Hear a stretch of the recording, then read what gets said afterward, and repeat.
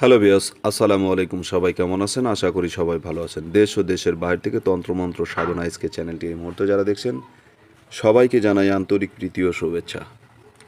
দেশ ও দেশের বাইরে থেকে তন্ত্রমন্ত্র সাধনা আজকে চ্যানেলটি যারা দেখছেন, ভিডিওর শুরুতেই জাতিগতভাবে প্রত্যেকটা মুমিন মুসলমান ভাই বোনদের প্রতি রইল সালাম, আসসালামু আলাইকুম। হিন্দু দাদা দিদির প্রতি রইল আদাব বা নমস্কার। বিভিন্ন জাত ধর্ম এবং বিভিন্ন ধার্মিক লোকদেরকে জানাই আন্তরিক প্রীতি ও শুভেচ্ছা। যদি চ্যানেলে নতুন হয়ে থাকেন অবশ্যই চ্যানেলটা সাবস্ক্রাইব করে দিবেন, পাশে থাকা বেল আইকনটি বাজিয়ে দিবেন যাতে নিত্য নতুন ভিডিও নোটিফিকেশন আকারে আপনি পেতে পারেন। যদি ভালো না লাগে দেখতে থাকুন, দেখতে দেখতে ভালো লাগা ভালোবাসা হয়ে যাবে ইনশাআল্লাহ। একটা কথা মনে রাখবেন, আমি অধিকাংশ সময় কথাগুলো বলে থাকি, আমার ভিডিও যারা দেখবেন যদি প্রকৃত আপনার মনের সুখ বা কানের সুখের জন্য যদি আমার কথাগুলো যদি হয়তো অনেকের কথা অনেকের ভালো লাগে বা অনেকের কথা অনেকের শুনতে ইচ্ছে করে, এইরকম নিয়তে যদি আপনি শুনেন সেটা আপনার ব্যক্তিত্ব বা আপনার পার্সোনাল ম্যাটার। কিন্তু যদি মনে করেন যে না, এই ভিডিওটা দেখছি শুধু আমার নিজের একটা কাজকে হাসিল করার জন্য বা নিজের একটি উপকৃত হওয়ার জন্য, নিজে যাতে এই কাজ থেকে আমি উপকৃত হতে পারি বা এই কাজের মাধ্যমে আমি কিছু ফায়দা নিতে চাই, আমি শিখতে চাই, করতে চাই, তাহলে ভিডিওটা খুবই গুরুত্ব দিয়ে দেখতে হবে। অতি গুরুত্ব দিয়ে আপনাদেরকে ভিডিওটা দেখতে হবে এবং কথাগুলো শুনতে হবে। শ্রবণ করবেন এমনভাবে যে আপনার পাশে একজন কথা বলছে বাস্তবে, আর আপনি ভিডিও দেখছেন, সে কি বলছে সেটা আপনি শুনতে পাচ্ছেন না, আপনি আমার কথাগুলো শুনতেছেন। ঠিক এরকম মনোযোগী হয়ে যদি আপনি ভিডিওটা দেখেন তাহলেই আপনি উপকৃত হতে পারেন। এখন আসুন, এই ভিডিওটার মাধ্যমে আমি আপনাদেরকে যে কাজটা শেখাতে চাচ্ছি, স্ত্রীকে হাজির করার তকবির। স্ত্রীকে হাজির করার তকবির। অনেকের স্ত্রী বাড়ি থেকে পলায়ন করে। এরকম কিছুগুলো নারী আছে যারা একটু 19-20 কথা কাটাকাটি হয়েছে, স্বামী স্ত্রী দুই জায়গায় মানে এক জায়গায় থাকলে দুই একটা কথা কাটাকাটি হবে, এটা স্বাভাবিক। দুনিয়ার দৈনন্দিন জীবনে এটা তেমন কিছু না, মানে এটা যে হবে না এমন কিছু না, হতেই হবে। হবে রে ভাই, পৃথিবীর শুরু থেকে শেষ পর্যন্ত আমাদের আদি পিতা তাদের ভিতরে কথা কাটাকাটি হয়েছে। আপনি এত বড় কিসের মসের হয়ে গেলেন, আমি এত বড় কিসের মক্কেল হয়ে গেলাম যে আপনার আমার জীবনে হবে না? হবে রে ভাই, এটাই বাস্তবতা। আল্লাহ তাআলা এই টুকিটাকি কথা কাটাকাটির ভিতরে মহাব্বত রেখেছেন, ঠিক আছে?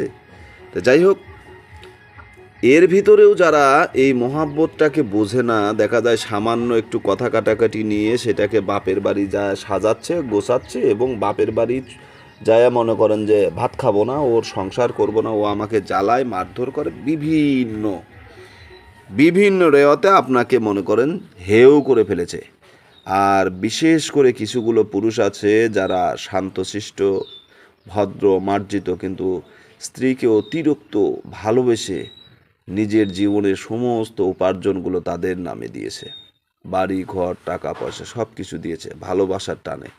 কিন্তু ভালোবাসার মানুষটা এতটাই নিষ্ঠুর, এতটাই কঠোর, এতটাই খারাপ, এতটাই লোভী যে আপনাকে সর্বশান্ত করে এখন পর রাস্তায় পর জায়গায় পর ভাষা একটা নতুন বাসা খুঁজতেছে, কোকিলের মতো, ঠিক আছে? বসন্তের কোকিলের মতো নতুন ঠিকানা খুঁজতেছে। এই সমস্ত হারামি মার্কা হারামি পনা লোকদেরকে যদি শায়েস্তা করতে চান, যদি তাদেরকে যদি আপনার পায়ের তলে আনতে চান, গোলামি করাতে চান, আপনার দাসী বানিয়ে রাখতে চান, এই কাজটা করেন। এই কাজটা তাহলে আপনার জন্য। আজকে দেখেন আমি নিয়মটা এবং আপনাদেরকে নকশাটা দেখাচ্ছি। এটা হচ্ছে নিয়ম। কি করবেন, কিভাবে করবেন আমি আপনাদেরকে বোঝাচ্ছি। এই কাজটা এই নিয়মে আপনাকে করতে হবে।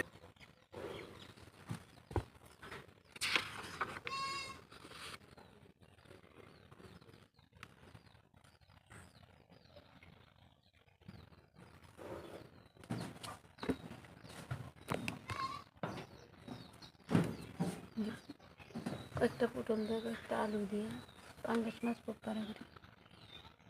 আরেক দিন রেখে দেয়। তোমার যা ভালো হয় সেটা করো। কখন?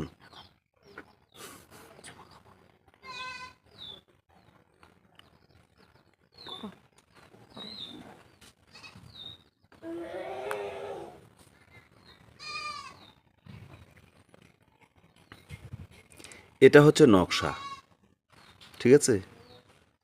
এই নকশাটা অবশ্যই আপনারা সুন্দরভাবে যেভাবে বলেছি সেভাবে কাজ করবেন। একটা স্বর্ণকারের কাছ থেকে সুন্দর করে আপনারা একটা তাবিজ বানিয়ে নেবেন, খোল বানিয়ে নেবেন। এখন আপনি বলতে পারেন যে হুজুর, আমি তো অসহায় স্বয়ং সম্বলহীন লোক, আমার তো এত অর্থ সম্পদ নেই, তাহলে আমি স্বর্ণকারের কাছ থেকে, এই সোনারুর কাছ থেকে একটা খোল বানাতে গেলে কম করে হলেও 2, 4, 5, 10,000 টাকা লাগবে। সর্বনিম্ন 1500 থেকে 2000 টাকা লাগবে। আমি কিভাবে করব? আপনার জন্য পদ্ধতি আছে। আপনি তামা, দস্তা, পিতল দিয়ে একটা খোল বানিয়ে নেবেন। ওর ভিতরে আপনি স্বর্ণকারকে বলবেন সামান্য স্বর্ণের অংশ দিবে, 2, 4, 500 টাকার স্বর্ণ আপনি নিয়ে নেবেন এবং স্বর্ণ চোপানো যে পানিটা আছে সেই পানিতে ওই গরম ইটা চুপিয়ে নেবেন, 3 বার চুপিয়ে নেবেন। বাস, এর ভিতরে আপনি এই তাবিজটা ভরে নেন এবং আপনার স্ত্রীর গলায় বেঁধে দেন। আর এই তাবিজ চুপানো ওই স্বর্ণকারের যে পানিটা আছে ওখান থেকে কিছু পানি নেবেন, ঠিক আছে?